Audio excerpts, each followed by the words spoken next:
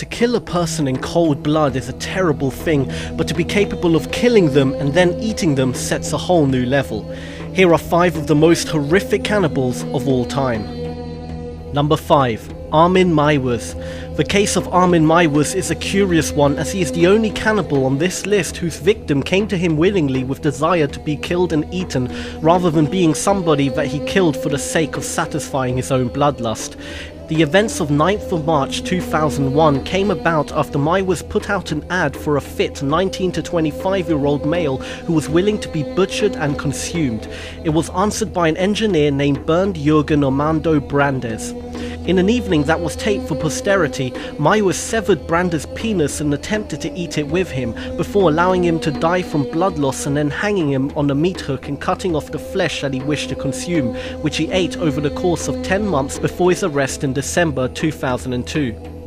In the end, he was sentenced to 8 years in prison for his actions and has since expressed regret for them. He has even converted to vegetarianism in the wake of what he did, though in a disturbing twist, a number of websites appeared following his arrest that advertised for people willing to go through the same experience. Number 4. Andrei Chikatilo. Between December of 1978 and November 1990, Andrei Chikatilo's murderous career saw him kill at least 56 people according to his own confession, making him out as one of the worst serial killers in history based on pure numbers alone.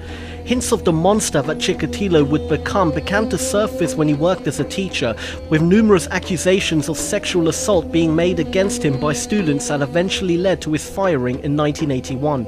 However, his killings had started before that final assault, with the murder of Yelena Zakotnova in 1978 following a failed rape attempt. He seemed to have stabbed his victims in a frenzy before mutilating their body and dumping it. On occasion, tongue tips and some of the organs of his victims appear to have been bitten off, hinting at cannibalistic nature. For his part, Chikatilo claimed that his nature came to be because of his upbringing, where amongst other things he supposedly saw his 10-year-old brother murdered and cannibalized. How true that is still remains up for debate. As for Chikatilo, he was executed via a single gunshot behind the ear in February of 1994. Number 3. Albert Fish. During his early adult years, Albert Fish became increasingly obsessed with sexual torture and cannibalism, at one point torturing a man named Thomas Kedden over the course of 2 weeks before cutting half of his penis off.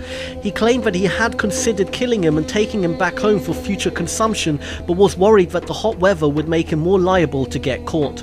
Unfortunately, he didn't get caught, and his obsession with cannibalism grew to a point where he fed himself and his own children raw meat in an attempt to simulate the sensation. He was caught after kidnapping a young girl named Grace Budd in 1928. Despite being arrested for the crime, he was initially found not guilty, and it was not until a sickening letter detailing the suffering that Grace had been put through arrived at the door of the Budd family in 1934 that his guilt was reconsidered. When he was arrested again, a number of his other crimes came to light, including the murder and cannibalization of 8-year-old Francis MacDonald and 4-year-old Billy Gaffney. Fish confessed to his crimes and was executed in January 1936 in the electric chair. Number 2. Issei Sagawa. All of the killers on this list have served time in jail, with some of them paying for their crimes with their lives. However, the case of Issei Sagawa is not like that, as he has become something of a celebrity following his particular crime. Sagawa committed only one murder, that of Dutch student Renée Harteveld, while in Paris. He invited her over to his apartment on the pretense of studying poetry together, only to shoot her in the back of the head with a rifle. Over the course of the next few days, he consumed parts of her body before attempting to dump the corpse in a river, where he was caught by French authorities. After being found insane by a French court, leading to the charges being dropped, Sagawa was eventually deported to Japan and committed to the Matsusawa hospital, where doctors found him to be sane. Unfortunately, due to the previous insanity verdict, Sagawa could not be charged with the crime again in his homeland and simply walked free from the hospital in 1986. He supported himself upon release by writing about his crimes, though in recent years he has struggled to find publishers. However, he still walks the streets of Japan a free man and enjoys a small cult of celebrity that even saw him writing restaurant reviews for a time.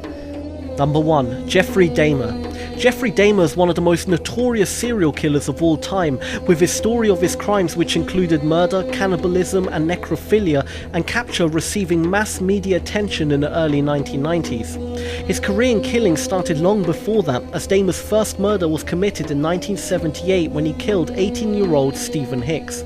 Following a gap of almost 10 years, Dahmer struck again in 1987 and began to strike more frequently over the next 4 years until he had racked up 17 murders. Before the murder of Anthony Sears in 1989, Dahmer had generally dismembered his victims or dissolved them in acid.